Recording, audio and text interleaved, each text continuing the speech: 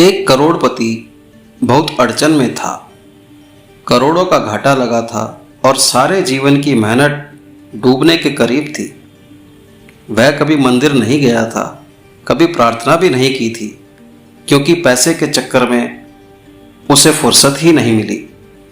आज इस दुख की घड़ी में वह कांपते हुए सुबह सुबह मंदिर गया, ताकि परमात्मा से पहली मुलाकात उसी की हो, पहली प्रार्थना वही कर सके।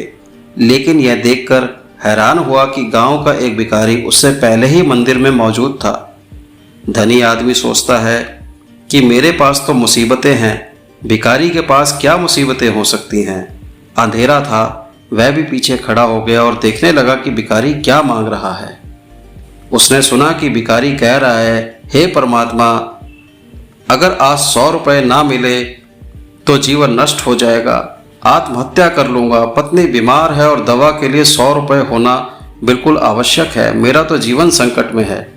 अमीर आदमी ने यह सुना और वह भिखारी बंद ही नहीं हो रहा था, कहे जा रहा था और उसकी प्रार्थना जारी थी। तो उसने झल्लाकर खीसे से 100 रुपये निकालकर उस भिखारी को दे दिए और कहा, जा ये ले 100 रुपये, तू जल्द से जल्द जा और अपनी पत्नी का इलाज करा।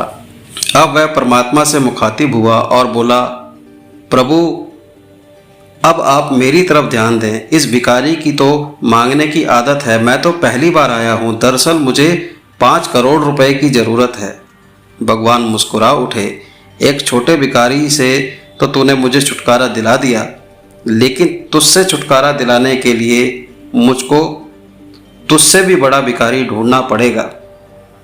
तुम सब लोग यहाँ कुछ ना कुछ मांगने ही आते हो, कभी मेरी ज़रूरत का भी ख्याल आया है? धनी आश्चर्यचकित होकर बोला, प्रभु आपको क्या चाहिए?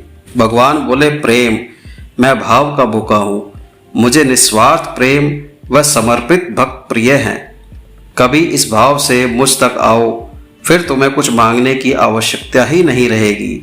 जय जय श्री राधे, जय चकानयन जगन्नाथ भगवान की।